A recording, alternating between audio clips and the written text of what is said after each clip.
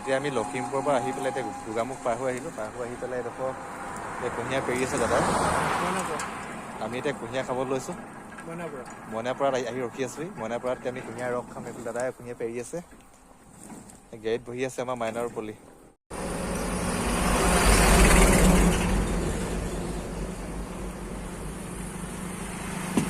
কুঁহিয়াৰ ৰস খাই দিছোঁ।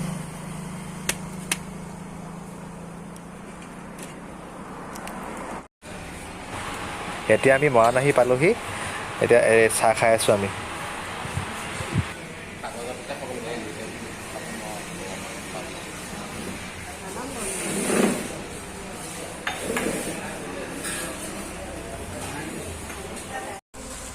ইমান গৰম পৰিছে।